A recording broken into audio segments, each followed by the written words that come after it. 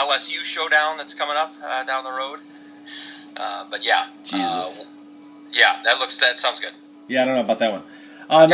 Number six pick. We're going to the MAC least, and Bowling Green covering 12.5 versus UMass. Now I'm not down on UMass.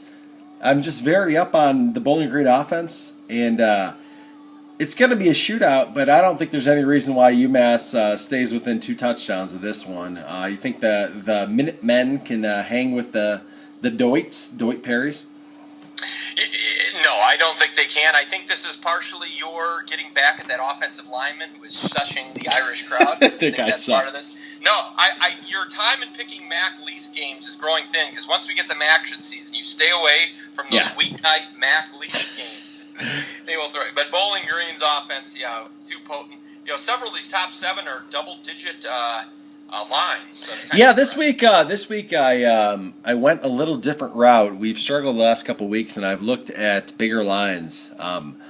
Looking There's at a big one coming up here down. And looking at what I've covered in the last couple of weeks, and knowing that why am I pushing the envelope with closer spreads when I'm covering more of the bigger spreads? So I think this week we're leaning that way, which leads us to number 5, which is TCU 8.5 at K-State. And now I know you love some K-State and some Bill Snyder. Give me some Manhattan. Some Manhattan, Kansas, which is the real Manhattan. But the one thing I did notice while watching Kansas State almost beat Oklahoma State last week was they were down to their 4th or 5th string quarterback. And if that guy gets hurt, they're down to a walk-on. And if that guy gets hurt, they're down to a 6', 290-pound defensive tackle. Hefty lefty. Who will rival Jared Lorenzen for the MEP's most favorite quarterback to ever take a snap if he gets out there. TCU showed me they can play some defense last week. K-State showed me in the second half that they're coached well, but I don't think they can handle scoring with a potent offense. What do you think? 8.5 TCU. Yeah, I think that's a really good one because, as the MEPs like to say, especially as we get into the latter half of the season, some of these teams get in what I believe you call FU mode. Absolutely. And TCU, and we'll have a Baylor we'll be talking about here shortly. Absolutely. But those teams all season long from the get-go after last year are in that mode, and I think TCU showed that last week too, and I think they're just rumbling now. So there's a trend here. There's no Big Ten. There's no Big Ten. The only thing else I'll add, though, Kansas State's marching band, they're a wild card. We know what they can do, so look out. They will have Jayhawks eating wieners if that's the case. Number 4, staying in the Big 12, Texas Tech 12-point favorites over Iowa State. This is a strange line to the MEPs, especially when if you're considering Iowa State staying within 12 points, that means you're giving them a lot of credit for beating up Kansas last week. Everybody beats up Kansas. I don't understand. I think if this is a week earlier, Texas Tech might be 18-point favorites over Iowa State. Iowa State's probably going to end up 3-9. They're not very good.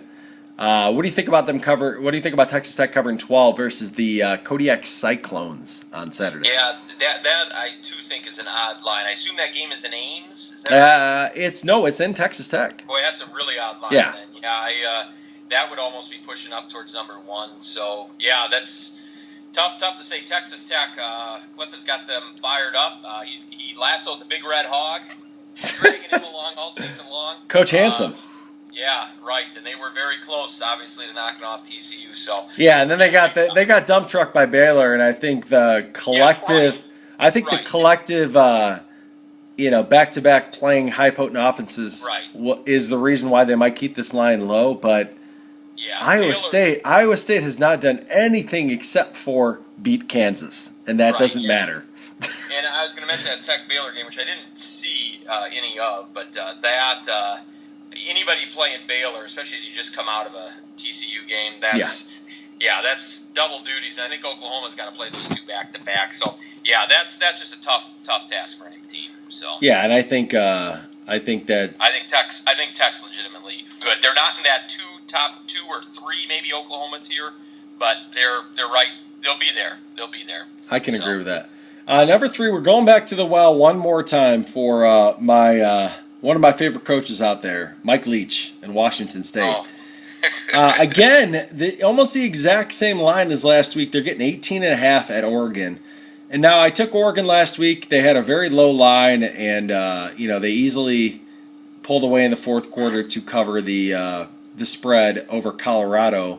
But Washington State last year with Marcus Mariota only lost to them 38-31. Part of me doesn't believe that this is like, Oregon is, back, so to speak, and they're going to just go on the road, host Washington State and just hold them off and beat them no problem. I think the Washington State offense is too good as far as keep staying with Oregon, and I don't have any doubt that Oregon's going to win, but nothing compels me to think that Oregon isn't going to allow enough points to keep this one close. What do you think? Washington State getting 18.5 at Oregon. Yeah, that's a tricky one. I know Bart's a big Ducks fan, and he's probably not liking that on there. But I know you always look at last year's matchups and how that plays into it. That's a real tricky one. I know the whole nation was shocked by how Oregon and Washington State hung in there. Washington State hung in there with Cal and almost beat them. Yeah, and that would. I'm not saying that they're going to beat them, but Oregon's really only beaten one team. I think Oregon's only covered one game this year, or 2 games. One was the Michigan State game, and one was the Colorado game last week. I don't think they've covered a big spread versus anybody. That's part of my thought process. Which brings me to... That may be the toughest one of all 7 there. Yeah. That's the tricky one, yeah. Number 2, the Baylor line, I got them at 41.5. It's probably higher. It's going to keep going up. I don't know the threshold. I might take them up to 49. Kansas, last year I believe they beat them 63-14 or 60-14. Kansas right now announced this week that they have 2 quarterbacks out for the year this week. So they're down to the fourth and fifth string quarterbacks at Kansas, which is, down to, the shortest of the midgets you have. And I don't think there's any chance that Kansas keeps Baylor under 63 points. So if you're taking 41.5, you're betting on Kansas to put up 24 points. I don't buy that at all. I just don't. I mean, the only way this doesn't happen, in my opinion, is if Baylor comes out and is up 41-0 at halftime and just sits everybody and runs the ball in the second half. I don't. Yeah, normally these huge lines, I know you stay away from. Sometimes we get these late in the season when SEC plays a non-Power 5. But if there's any team, like for instance last week LSU EMU was a 46-point line or so. Yeah. The thing is Baylor, unlike LSU or these other teams, they have the wild offense. Yeah. And Kansas is, I believe, the MEP term dump truck. They are crap in the bed, I believe. They're going 0-12. I don't know how there's any if they lose by 17 points or 20 points to Iowa State. This would be one of those exceptions where Baylor's offense is just fun to watch, and I know I am wanting one of those Big 12 teams to get into the playoff. I think it would be good, and I don't know which one of the 2, but if I get to watch some more airtime of Baylor's offense, it may be them. They are fun. So. Yeah, I agree with that, and that's part of my reasoning is when it's like 42-0 in the second quarter on Saturday, I don't want to be going, why did I not believe in that? And that's right. And I would not be worried either if that is like 28-3 at halftime. No, not at all. 24-7. I would not be worried. No, because that Baylor offense reminds me of the 90s Florida where they'll put in their backups and they're still going to be running their offense. So they're not going to pull off the dogs. Can we mention Werfel? Danny Werfel is a legend and a god among men, and he has his own 30 for 30. Yes. Which is incredible. We do have the Gators and the Florida hat out here today, which is good God. Well, can we wake up the echoes of Florida football? I mean, since I thought they were going to maybe make a top 7 this year. I